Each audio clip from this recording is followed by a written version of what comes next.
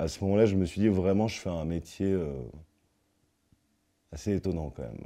C'est une chance, quoi. C'est une photo tirée du film Fuck UK, qui est un court-métrage que j'ai fait avec Benoît Forjard. C'était donc en 2011, ouais, pendant que je tournais Soda. C'est marrant parce que quand j'avais passé les essais pour Fuck UK, j'avais eu, je pense, une demi-heure de retard, alors qu'on habitait dans la même rue. Et je crois que ça lui avait plu.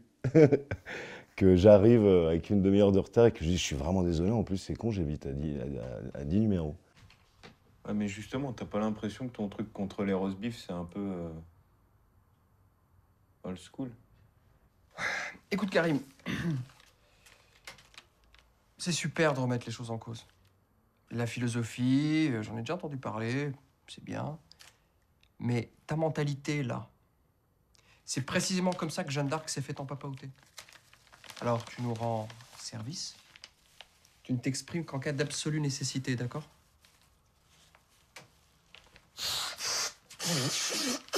Benoît Forjard, ouais, c'est un cinéaste, moi, que je trouve, que j'aime énormément parce que je trouve qu'il a un humour d'une finesse inégalable.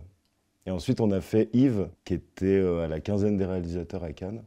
Et c'était l'histoire d'un rappeur qui se liait d'amitié avec un frigo intelligent. T'as fait une énorme connerie en te mettant au rap.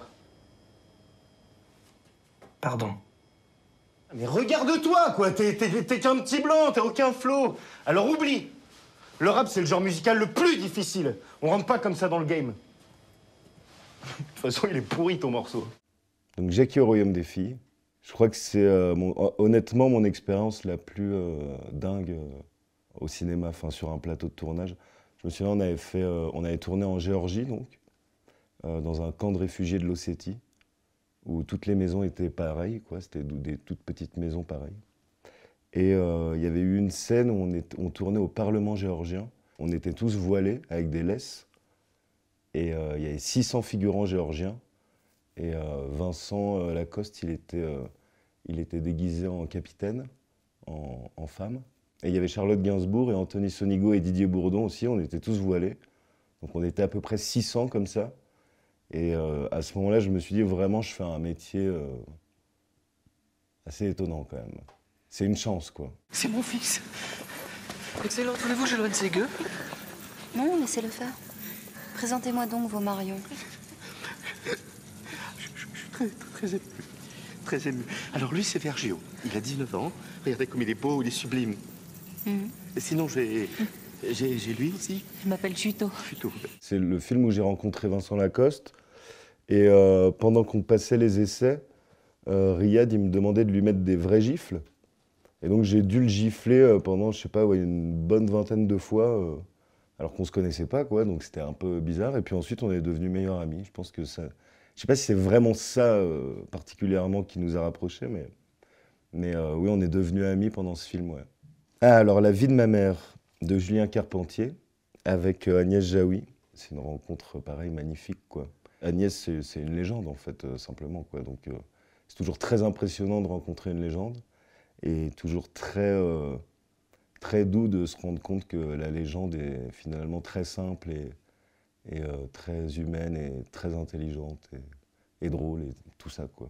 Et puis aussi ce film qui m'a vachement bouleversé, en fait. Ça m'a beaucoup touché de raconter cette histoire, qui est une histoire un peu adaptée de la vie du réalisateur et qui est plutôt dramatique, où lui il me propose un peu pour la première fois un personnage qui sort un peu de ce qu'on me propose d'habitude, quoi. Et, enfin, qui est un personnage assez dur, assez taiseux.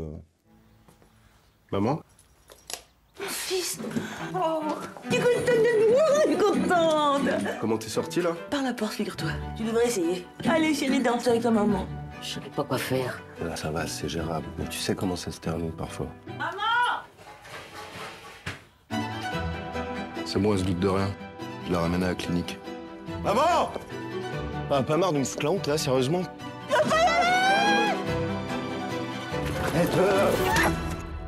Désolée. Tu te rends compte de ce que tu fais, là? Tu crois que c'est facile? Tu penses que c'est cool d'avoir une mère comme toi, en fait? On peut dire que c'est un drame. Après, il est plutôt mis dans la catégorie de la comédie dramatique, mais moi, oui, je pense que, enfin, c'est plutôt un drame, quand même.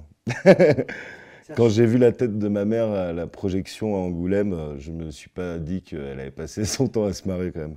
Ça, c'est une photo de Thomas Hilty et moi sur le tournage d'Hippocrate.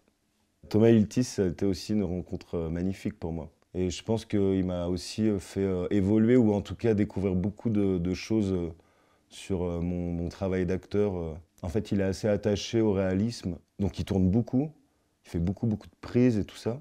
Il y a beaucoup de répétitions le jour même concernant la scène pour essayer de la trouver. Et donc, il y a cet esprit de recherche quand même, de travail qui est vraiment de travail, quoi, qui est assez génial, où on tourne beaucoup et quand on est acteur, du coup, le soir, quand on rentre chez soi, on a moins, je pense, de regrets. C'est-à-dire qu'on ne se dit pas ah, j'aurais dû faire ça comme ça ou j'aurais dû faire ça comme ça, mince. En fait, on a tellement joué toute la journée qu'on est rincé et on se dit ouais, c'est obligé qu'il y ait au moins quelque chose de bien, quoi. Quoi? Attends, qu'est-ce que j'ai dit encore? Rien, t'as rien dit. Mais tu peux admettre que Poincaré, c'est tout pourri. Il n'y a rien qui fonctionne, j'invente pas ça quand même. Toi, tu comprends rien, mais t'as un avis sur tout, par contre. Tu parles de ce que tu connais pas, là. Mais tu me supportes plus. Quoi que je dise, ça va jamais. Non, ça va jamais parce que tu banalises tout. Ce que tu vois pas, c'est que Poincaré, c'est toute ma vie. J'ai tout vécu, moi, ici. Voir cet hôpital s'effondrer, c'est d'une immense violence pour moi. Et t'entendre en parler comme ça, c'est insupportable. Ça, c'est une photo de Vimala et moi, et qui est l'affiche du Beau Rôle. C'était un tournage exceptionnel, vraiment. Vraiment exceptionnel. Et pareil, Victor, le réalisateur, c'est quelqu'un que j'avais rencontré il y a une douzaine d'années. On avait fait un court-métrage ensemble. C'est un film aussi qui parle des acteurs, de la création, du théâtre, du cinéma. C'était intéressant de jouer un acteur. Je trouvais ça marrant, en fait. Parce qu'on joue dans la vie et puis on joue qu'on joue des choses. Et en fait, il y a une espèce de mise en abîme. On devient complètement fou, limite, à un moment. Mais... Enfin, c'est-à-dire que les frontières entre la réalité et la fiction deviennent très poreuses, en fait.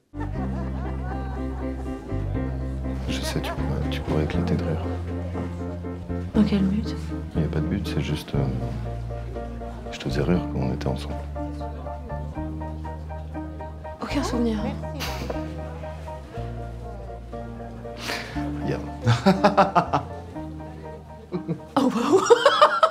L'humour de Victor me touche énormément parce que je trouve qu'il a un humour très fin et limite très anglais, quoi.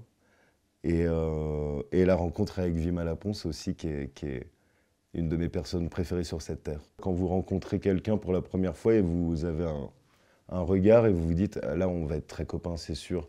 Et on a envie de jouer ensemble, quoi, comme des chiots dans un bac à sable. Et là c'était le cas, quoi. On avait envie de jouer ensemble tout le temps. Et c'était trop bien, c'était génial. Donc là c'est une photo de Clara Luciani et moi dans le film Joli Joli de Diastème. Musique Alex Baupin. Et bah, ça, c'était un rêve d'enfant pour moi, quoi, clairement. Mais je pense que c'est un rêve pour pas mal d'acteurs, c'est de faire une comédie musicale, quoi. Enfin, en tout cas, moi, c'était le cas. Chanter, danser, jouer la comédie dans un film très léger, frais, pétillant. Quand je l'ai vue si belle, à l'autre bout du bar, j'ai pensé c'est Noël, quelques jours en retard. La comédienne principale m'est très chère. Vous la connaissez peut-être? Quand je l'ai vue si seule à l'autre bout de rien, j'ai pensé qu'il me veuille un peu, ce serait bien. Ce que j'aime beaucoup dans ce film, c'est qu'il y a un fond qui est très très moderne, avec un propos que je trouve moderne et qui me parle. Et tout ça est enrobé par une espèce de guimauve et de meringue tout à fait charmante, quoi. Enfin, il y a quelque chose qui me plaît énormément, quoi. Et j'adore chanter. Ouais, j'adore ça.